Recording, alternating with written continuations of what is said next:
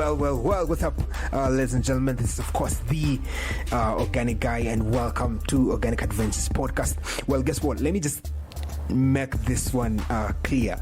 That might not be the best beatboxing that you will ever hear in your entire life. But guess what? I promise before this particular podcast ends, you might have just listened to one of the best beatboxing of all time.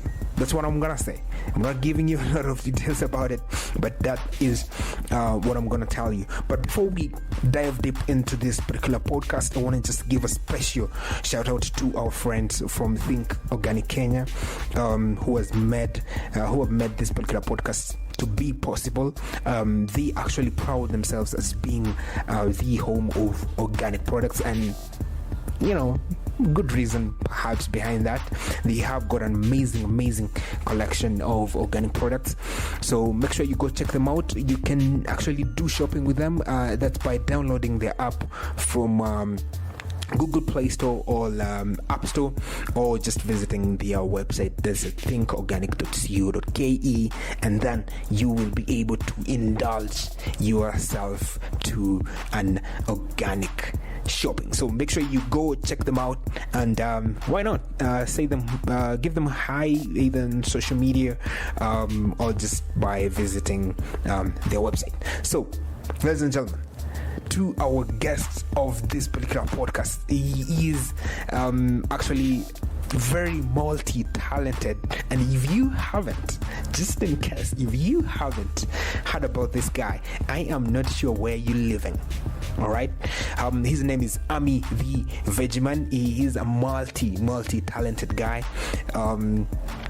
In this particular podcast, we went deep. We talked about his personal journey. He's a guy actually who was raised in the Caribbean.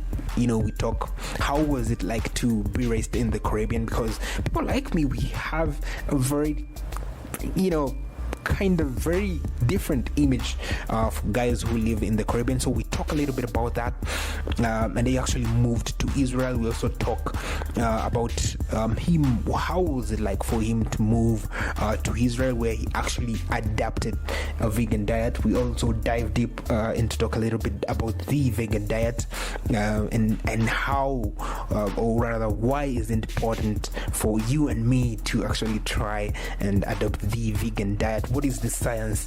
What are the facts behind it? We talk a lot about that, and of course we talk about his music. He is a recording artist, ladies and gentlemen. He is a musician who has he's a musician who has 4 albums, his latest being Truth Fire. So how many of your favorite artists actually have got 4 albums? Not many, right? So he is a serious guy, and I actually like his music. It's very positive music, music with good energy. So make sure you go check out his music. And surprisingly, one of his music, Ammi The Veggie Man, is actually voted as the coolest. Listen to me, as the coolest vegan music out there. And of course, we also talk about his organic journey. He is a very brilliant organic farmer. He also runs ABI Organics, which supplies organic farmers with certified organic input. So there is a lot of things that we talk throughout this podcast, and one thing for sure is that you might just want to pick up your notes and do a little bit of notes taking, because there is a lot of value from this particular podcast. So without further ado, without giving you all the juice, ladies and gentlemen, let's dive deep into this particular podcast, and this is exactly how it went down. Thank you very much for making time for us, sir. Thank you, my brother. Yeah, it's actually a pleasure. This is one of those interviews I've also been really looking forward to. So we appreciate for making time for us. Yeah, so for those guys who haven't heard about you, you can sort of introduce yourself and let them know a little bit about who you are and what you're about. Well, first of all, I'd like to give thanks and praise to the Almighty Creator who has blessed us to have these opportunities. My name is Ammi, aka The Veggie Man. I'm a recording artist, born in Antigua, Caribbean, where I always send big love to my people in Antigua. And I'm a member of the African Hebrew Israelite community based in Israel, where we are a completely vegan community and, as you know, pro-organic, pro-healthy and regenerative lifestyles. So me, myself, I'm here in Kenya right now, working on behalf of our company, ABI Organic Agriculture Limited. We are here at Ammi, we manage Ammi's organic department, where we promote organic greenhouses, organic kits, and turnkey organic units, all certified organic. So for the most part, my life is organic, it's vegan, it's healthy. Yeah. You know, so I love this life. I love this. I love you guys. Love what you're promoting. You know, so it's a pleasure to be here. Yeah, it's a pleasure also. So when I had that, actually one of my friends is the one who introduced me to you, and he was like, "Have you met him?" So I was like, "No, I haven't. But who is he?" And he told me he's an Israeli who is really passionate about organic. Then a few months later, that's when I got a chance to speak with you through the phone, and I was like, "There's no way this guy is Israeli," you know, because of your accent. So you can sort of make us understand how you can be from the Caribbean and also from Israel at the same time.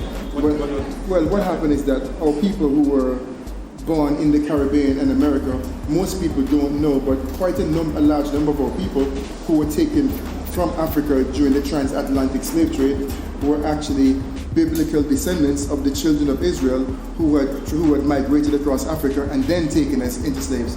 So a large number of us, I would take that back, a small number of us realized that our heritage was not only back to Africa, but that our heritage was tied into Israel, and that the entire story and the prophecies and even the return of the children of Israel was about us as a people, that we had to return to begin to activate the laws of God and to activate the Creator on our behalf. So we, in 1969, under the leadership of Benjamin, a small number of our people migrated back to Israel and began to build what we call the kingdom of God, or the kingdom of Yah on earth. And in that, it was not until 1994 when I first met the community. And as a young artist growing up in Antigua, I was known as, back then, as Lenny Fresh, the human beatbox, where I was doing all the and all that type of stuff, you know, and imitating just about any instrument. But once I grew older, I began to ask questions. I mean, who are we? I mean, where are we from?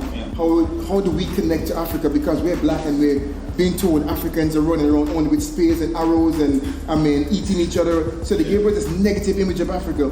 So I became a lot more inquisitive, and even seeing the movie Roots back then, and there's so much that connected us, and we were trying to make sense of this.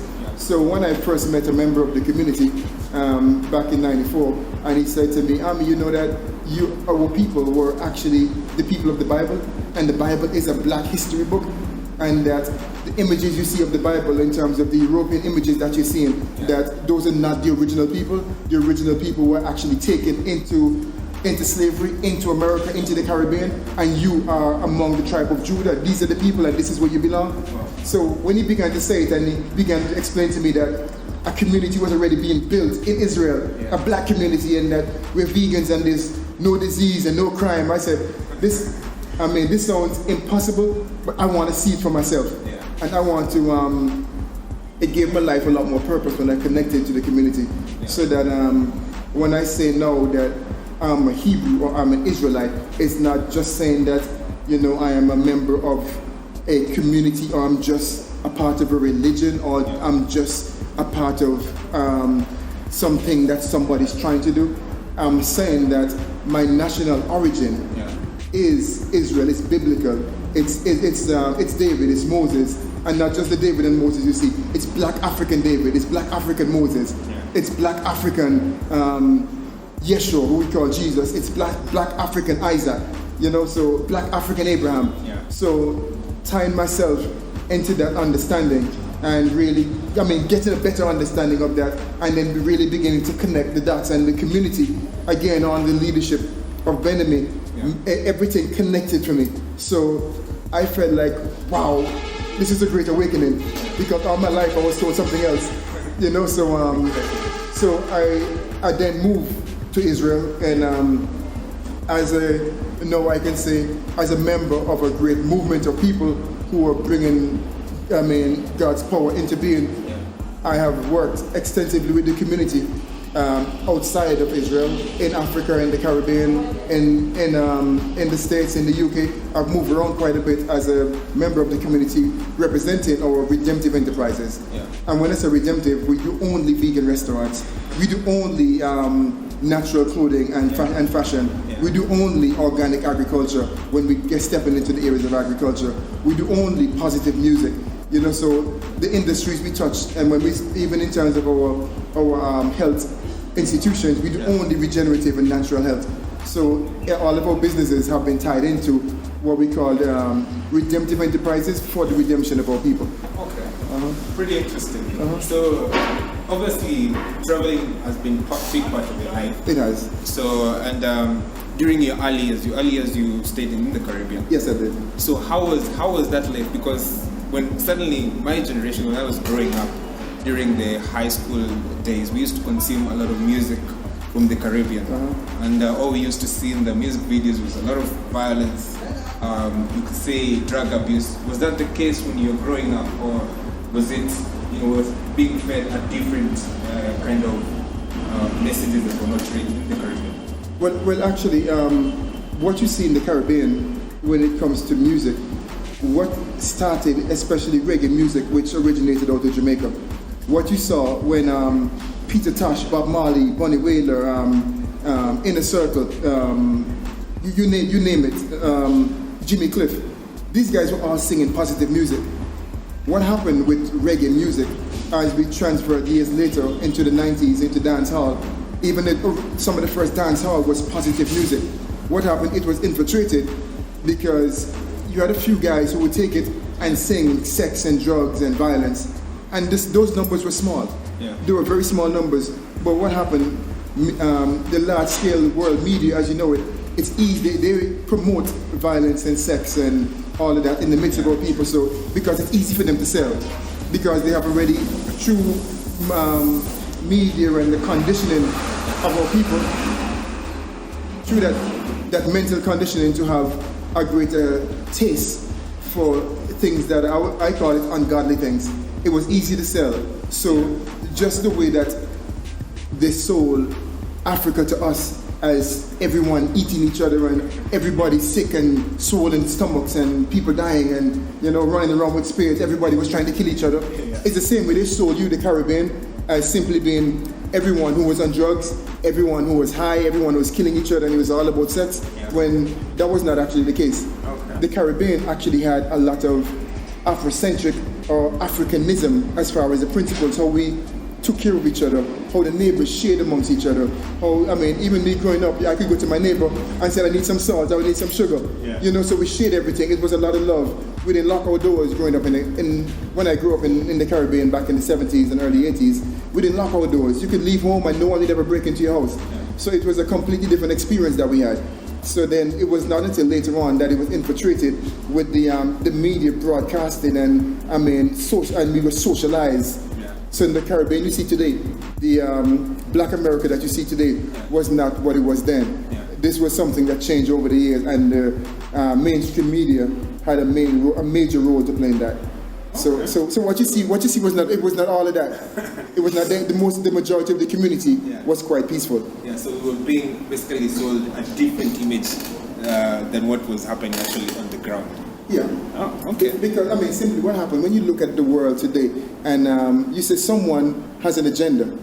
Just like it is with conventional food and the chemicals that are killing our people through agriculture, someone has an agenda in terms of degrading our people and degrading our value system or principles. You find so much of who we are and what our original purpose was has actually been diverted, so that we have been focusing our energy and focus on materialism and the thing and how you look and the energy. It's a lot of negative energy that has been gone into the new image that has been created.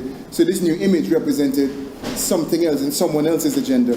Where our job now, which is why I say as an Israelite or as a son of God, our job is to turn our people back to the Creator through our music, through our business practices, through our social behavior and conduct, through our family structure, through our just about everything that we do. Yeah. It's supposed to be we had to be the living examples and then broadcast that example as something that now you can get excited about farming, organic, and knowing that something now that people, man, I can be an organic farmer, I can sell healthy food and eat healthy food, and then we also take it to the table where we have a Soil to Soul program that we're pushing, where you actually take this food now and make some real nice healthy dishes. Yeah. So we're making the right things fashionable again. True.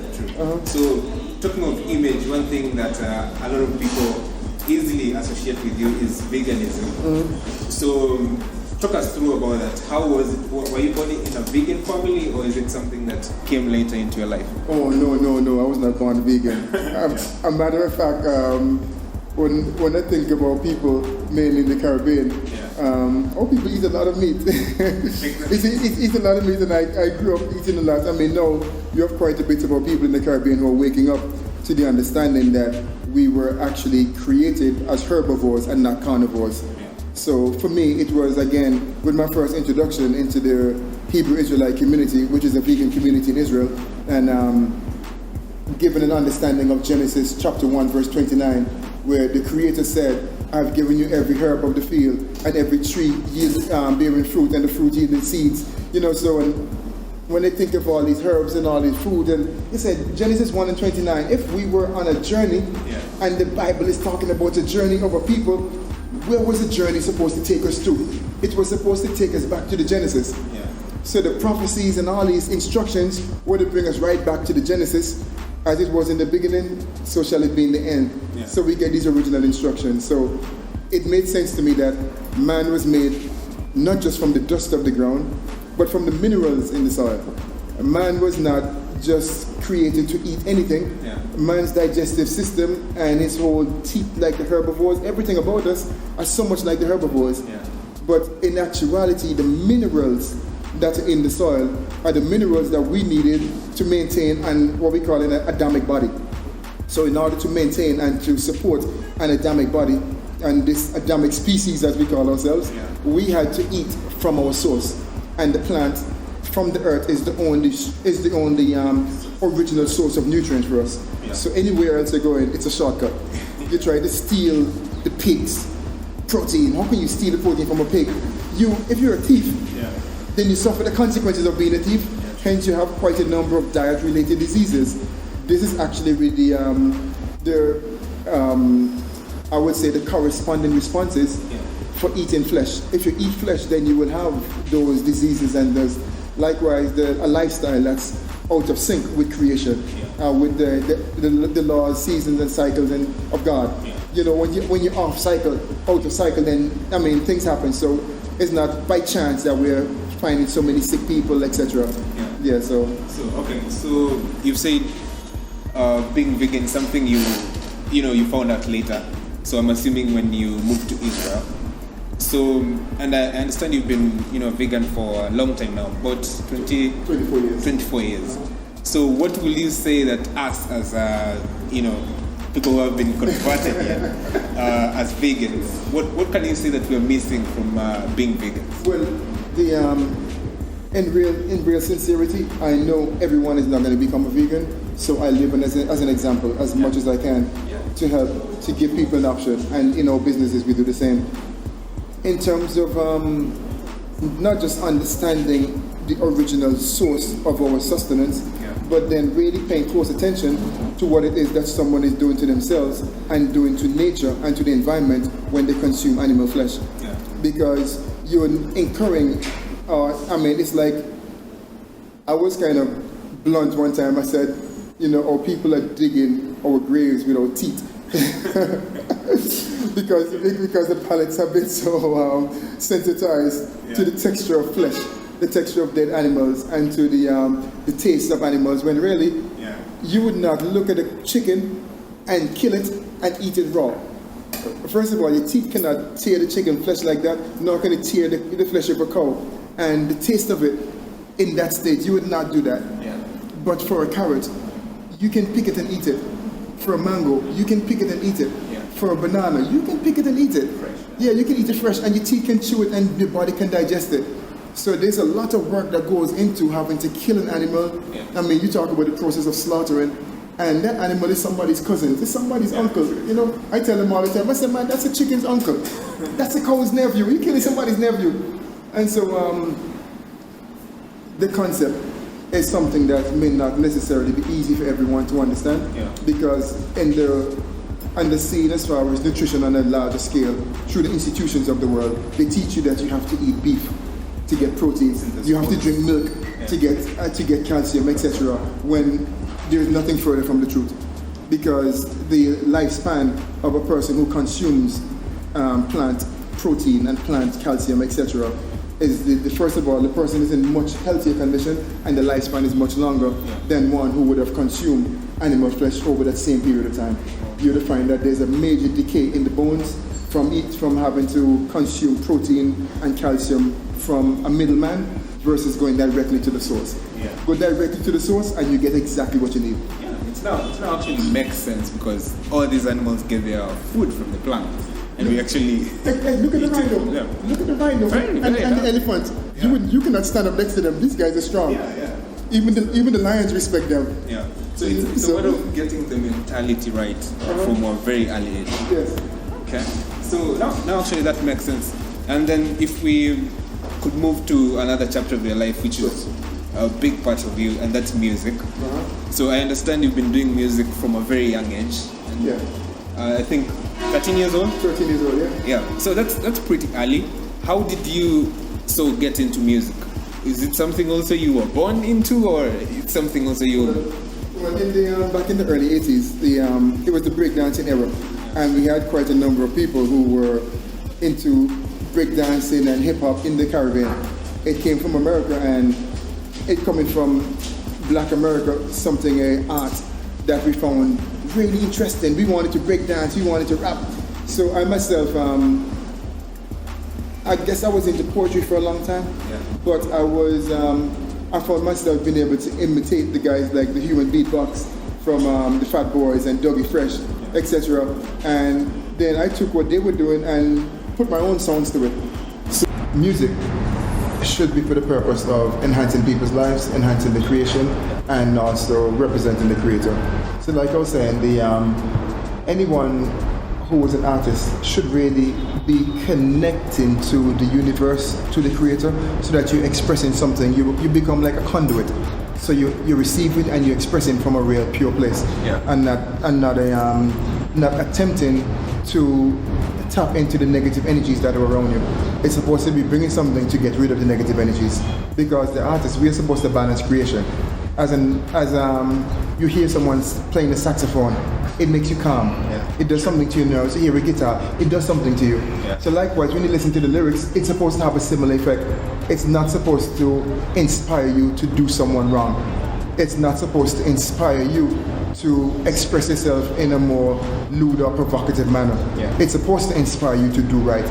It's supposed to relax your nerves. It's supposed to heal you. So music is supposed to heal. Music is supposed to regenerate. Music is supposed to give life. So music, just like food, I say, if it's not life-giving, then it's not of the creator. It's of another source. And we have to be real honest of the source of our lyrical content of the music that we're singing. We have to be really conscious about that, because you find quite a number of people who are expressing themselves, and what they're expressing is not improving anyone's life. I have a saying that if children cannot listen to the music, then why are you listening to it? True. So, because in the bigger picture, it will have the same effect. Exactly. So it has to, music itself has to, it has to be of some real clear and concise essence that's going to give someone something of substance positively. It has to be positive substance.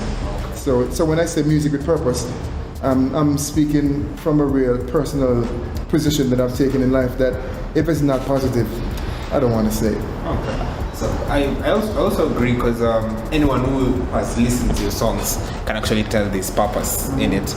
I happen to have listened Boda Boda. You know, you have a clear message there. People should take their lives. They should understand that the lives are precious. And then the Vegeman song, which I also find it pretty good. It was actually listed as one of the top, as the coolest vegan songs at one of the sites, beating Maccabi, who is also very big in making the vegetarian songs. So congrats to that. And I also noticed from the song Ammi The Veggie, it actually starts with a Bible verse, Genesis 1:29, as you said earlier. So I was just wondering, how big is spiritual life to you? How impactful is it in your life? Well, for me, spiritual life is life. My life is based around my spiritual and moral principles. So there's no separation. Like, we have a separation of church and state, or your religion from the rest, from what you do. For me, there's no separation. My spiritual life, my culture, that's part of our culture, and this ties us back into what our ancestors used to do. I mean, Africa has always been like that. Every tribe, so to speak, is tied into a culture, is tied into a way of living. So for me, there's no separation. Like, I'm not a Hebrew by religion. I'm not an Israelite by religion. There's no place for religion in my life. As a matter of fact, religion is one thing I've seen that separates people. So spirituality, the laws, the commandments of God, the instructions, those are the foundation of our spiritual existence. And that spiritual essence is what feeds this physical. All your thoughts come from somewhere. All your actions, your words, they come from somewhere. So they come from one source. And that one source is the spirit that guides you, and it's either God or Satan. There's no a bunch of different sources of intellect or inspiration. It's either inspired by God or inspired by Satan. So I say the source of my music and my life and everything that I do my best to tap into that one source. And any distractions is like zzz, it's like a buzz, it's distortion. No, I can't say that. No, I won't do that. No, I can't sing that. That's like some sort of distortion in the air. So, and as thoughts and energies and these vibrations are all around us, and you're in the midst of all these I call them distractions every day. It takes realistic focus on what it is that you want to represent or who you want to be fed from, and you tap into that source. So for me, it's tapping into the intellect of our community, and even from a doctrinal perspective, taking in positive words every day, reading positive information, listening to and hearing words that feed our cultural origin and our cultural position. These things inspire me every single day. So in terms of spirit, there's the word worship in Hebrew. It's avodah. Avodah is to work. So when you say those who worship God, worship Him in spirit and in truth, it's actually saying those who work for God, work for Him in spirit and truth. So everything you do from the time you wake up, when you wake up in the morning, to brushing your teeth, your eating, your business, your job, everything you do is supposed to be worship. So, and that's our spiritual foundation. Now actually it makes sense, because when you connect the dots for what you do, what you say, they actually all in sync. Yeah. So, that's pretty good. I think we're going to go for the break, and if you've been listening to us, we've been talking to Ammi The Veggie, and we are now going to take a short break. So be sure to join us then, because he will actually be performing for us one of his songs, and also a little bit of beatboxing here and there. So be sure to tune in for that. But for now, we are taking a short break. We'll be right back. Hello guys, welcome back to Organic Adventures. Of course, this is the Organic Guy, and we are one-on-one with Ammi The Veggie. If you are watching this, of course, that means we have the first part of this interview, which I really recommend you go and watch first before you continue with this one, because we talked about his early journey, we talked about him being as a vegan, and also we talked about his music. So in this second part of this interview, we are talking with him all things organic, and of course he'll be able to perform for us a song and a little bit of beatboxing. So welcome back, and thank you again for having us. Thank you too. Thank you so much. So this part, I think we're going to dive deep now into talking all matters organic. Obviously, organic is also a big part of your life, apart from music and being a vegan and all. So you can sort of tell us, how did you come to realize that organic was really a big part of your life? Was it something that you came across, or is it something that you grew up with as a young person? Well, as a child growing up, my grandmother was always an organic farmer, but back then we didn't think she was an organic farmer. When we think organic, we looking at plants and what it needs to sustain a plant and to sustain plant life and to enhance their growth. We had to think now that we're going to take this from a natural source, because most of the world today, as we know, agriculture is harsh chemicals, harsh pesticides to kill insects, synthetic fertilizers, and most times synthetic disease control, when in actuality that's not what, that does not enhance life. As a matter of fact, it kills life. It's, they're deadly and health hazardous. So what started me on the journey was the meeting at the time, our Prince Yadiel, who we call the Prince of Agriculture. He really started me on the journey of, he was my teacher in the school of the prophets in Israel, and then he also took me on to being an assistant manager at our community agriculture project back then. And a lot of what he taught opened my eyes to the fact that a lot of what people are doing people are killing themselves, people are killing consumers, it's all death. And I didn't realize there was so much death in agriculture, because even for us who are vegans, we're eating vegetables so that we can live. Not realizing that the chemicals that were being used on these vegetables were actually taking life. That way they were deadly and hazardous to human health. So it was a big wake-up call for me when I met the community and when I met Prince Yadiel back in, that's over 20, almost 20 years ago now. That's for a pretty long time, for 20 years, and still be working on this. And also, it's obvious where your passion now comes from. And most of people may not know that you're actually managing ABI Organics. So can you tell us a little bit about that? What is ABI and what do you do? No, ABI stands for African Boreholes Initiative.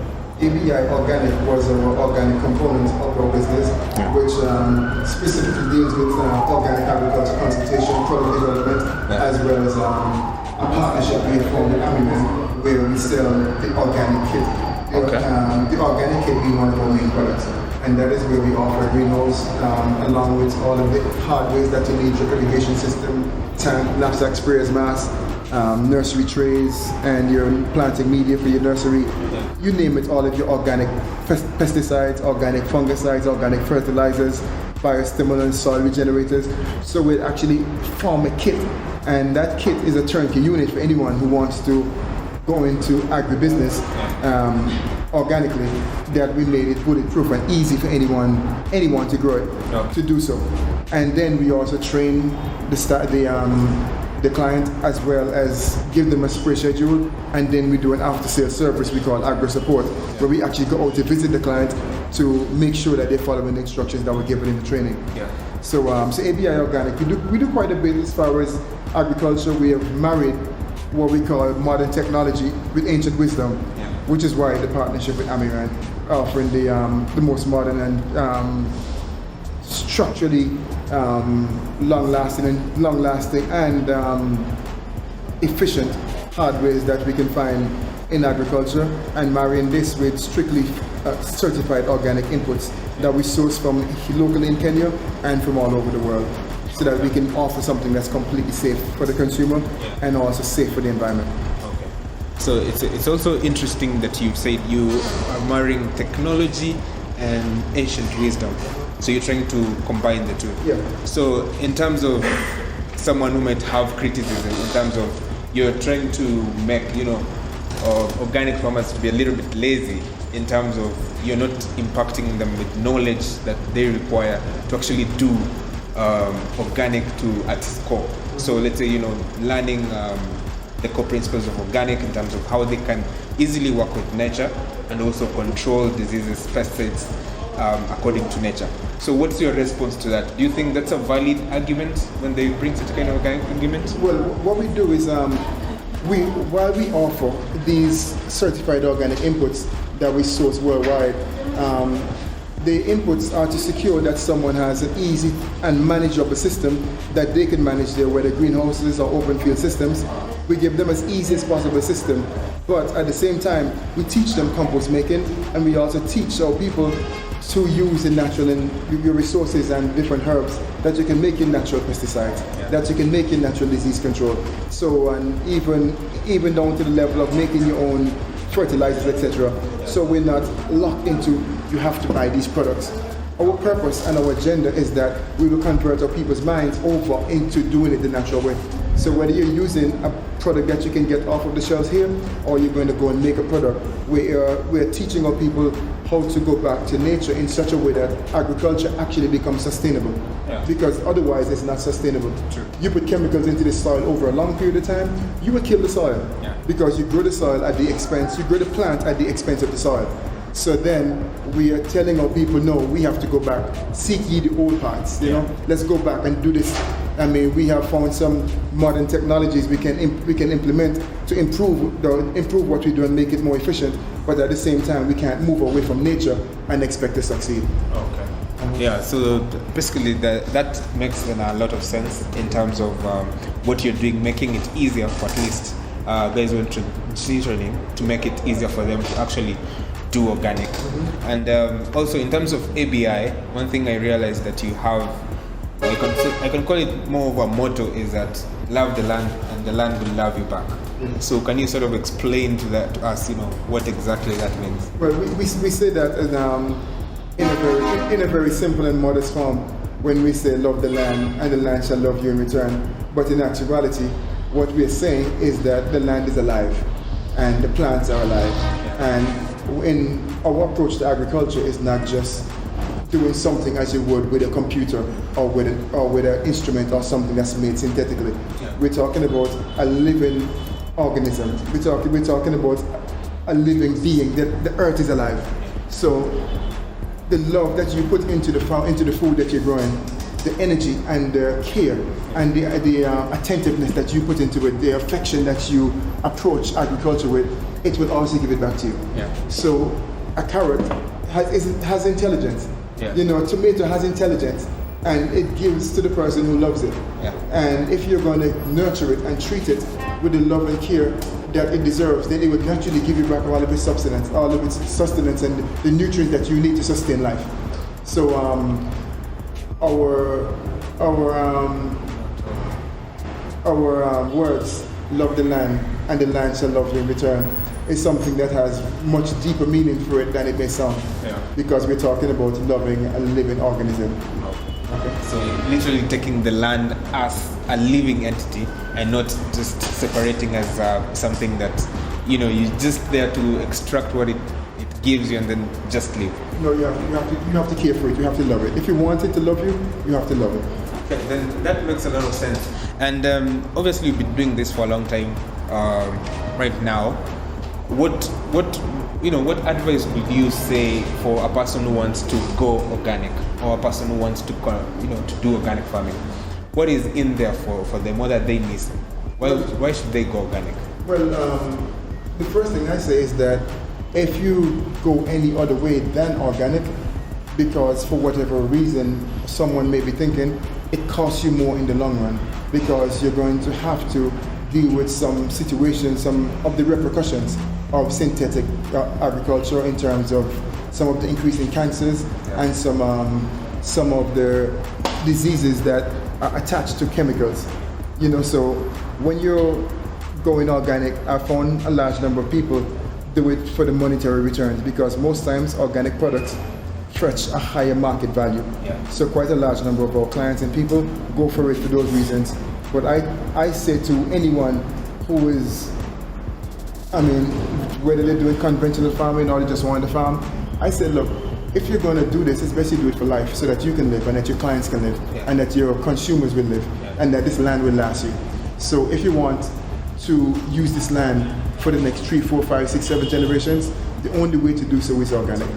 If you want to save this project and this site for your children's children, then the only way to do so is organic. Because you take a shortcut, and eventually the only thing you can grow is buildings.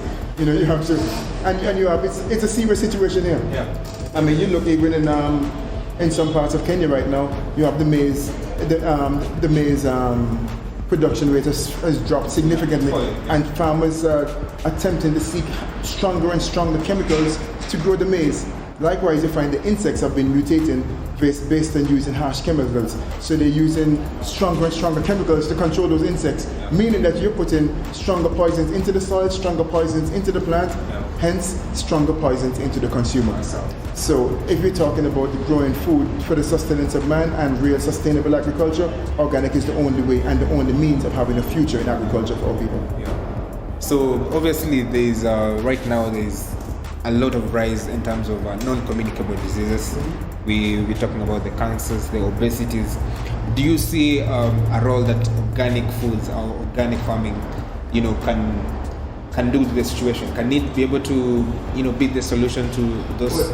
Well, it's one of the solutions, because I say, in our case, I don't just live and I don't just grow food organic and live an organic life. So some of the lifestyle diseases and things that we have seen people incurring over the years, some of this has to do with making the right choices. And when I say the right choices, healthy lifestyle choices in terms of organic food, proper exercise, the proper intake of water.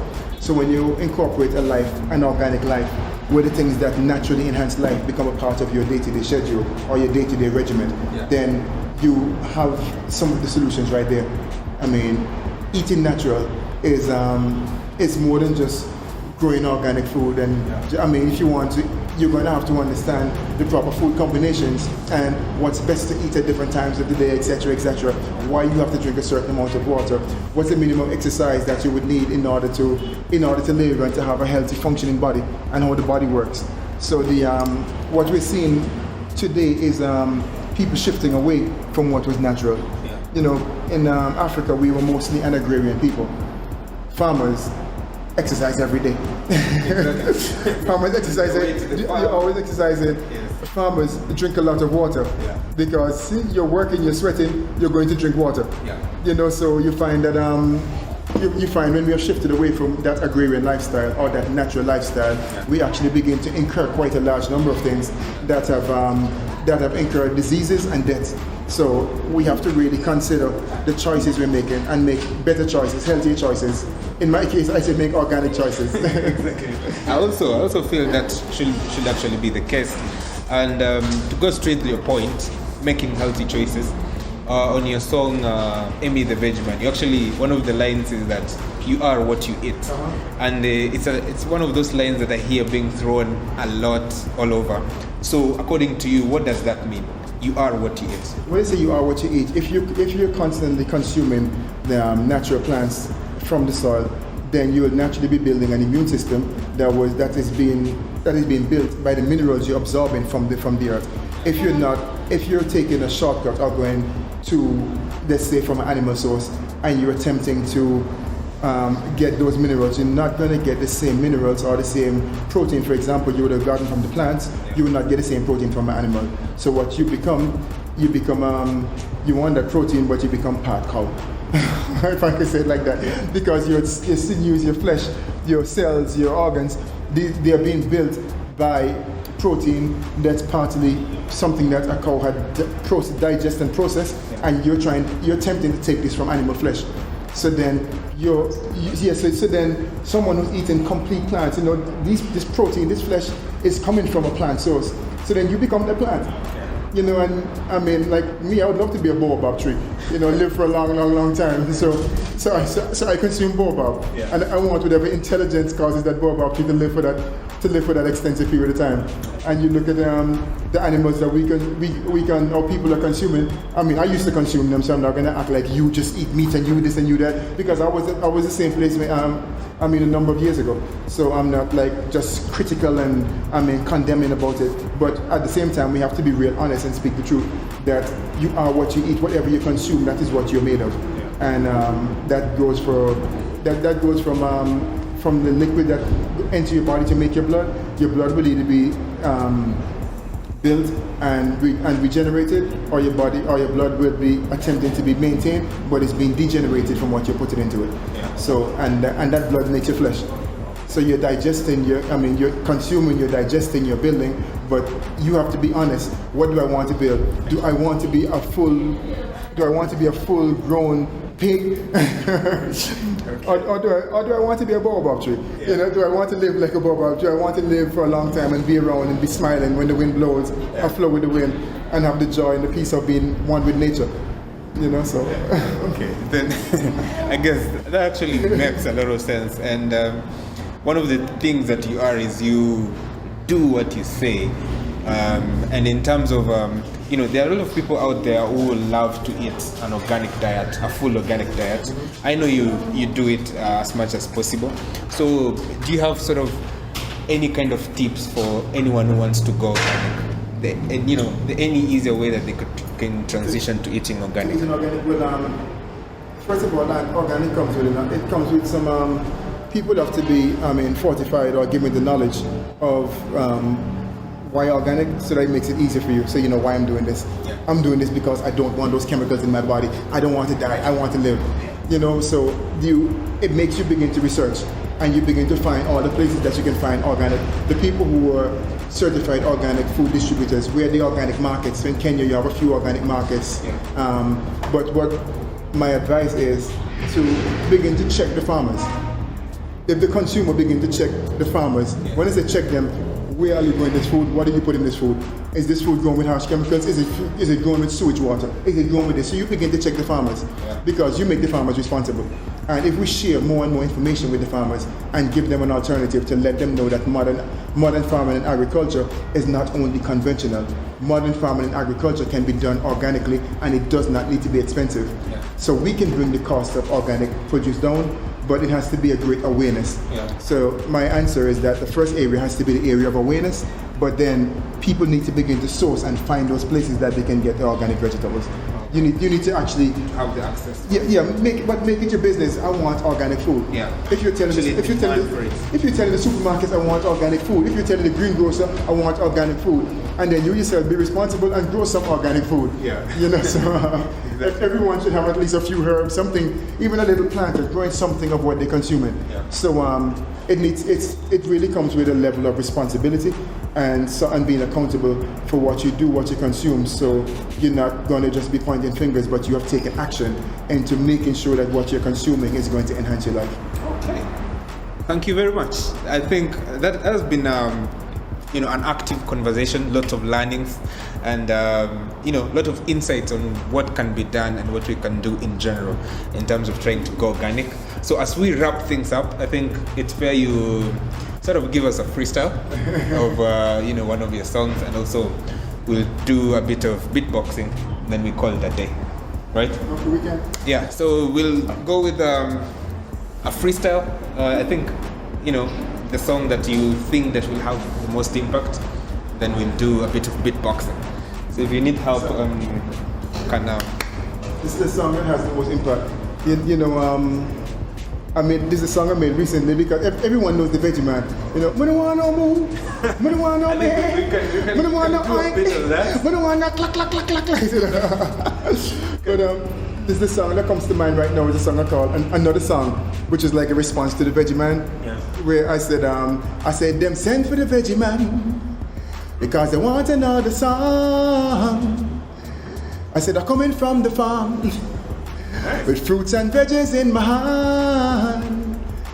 Then, hey, say you don't know the veggie, then I suggest you try. Wisdom come from the ancients, some are not living on a lie. If you don't eat your veggies, you would get sick and die. Wisdom come from the ancients, some are not living on all of the animal killing and eating. I tell them that is not real food. And when I tell them the truth that is bad for them head, then they turn around and say that my rude.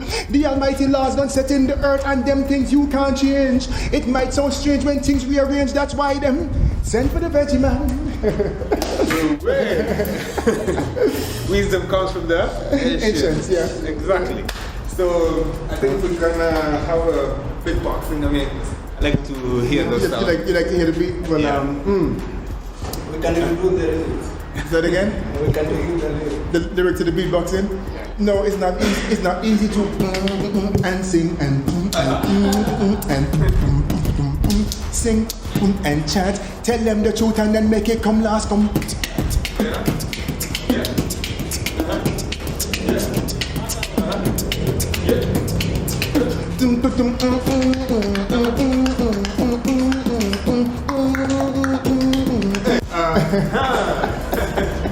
What else do you need, ladies and gentlemen? Thank you very much for having us. Thank you so much for coming. Pleasure, lots of learning, you lots so of much. wisdom.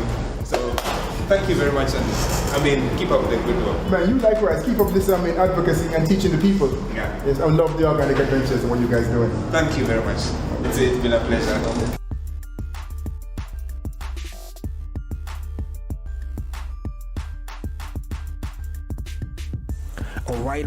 All right, ladies and gentlemen, we did promise you that there is going to be a lot of entertainment in this particular podcast, and of course a lot of learnings from this particular podcast. I don't know about you, but I did actually learn a lot of stuff from this particular podcast. We also hope that you did, because that's what we're all about. We're all about ensuring that you experience an organic magic. All right, so we will continue to bring you this such a kind, amazing guest on this particular show. Of course, make sure you stay tuned to our podcast, and of course make sure you subscribe to our podcast and share it with your friends, of course, so that we can continue to make sure that we spread this particular magic. All right, a special thanks, of course, to our friends at Think Organic. Make sure you go check them out. You can visit their website, thinkorganic.co.ke, and of course download their app from Google Play or App Store for you to enjoy your shopping. Remember, they are all about ensuring that you and me have access to organic products. All right, so make sure you go check them out, and of course that will be a delight, and you can actually make sure they know that you got this information from us. That will be a bonus from us. Of course, from us is that we will continue to give you and bring you amazing guests in this particular podcast, so that you can be able to understand a thing or two from this organic, eco-friendly and sustainable world. What are the 2 or 3 things that are happening in this particular space? We are all about starting that kind of conversation that you can be able to get value from us. So, ladies and gentlemen, this is of course your host, the Organic Guy. Till next time, ladies and gentlemen, remember to be organic.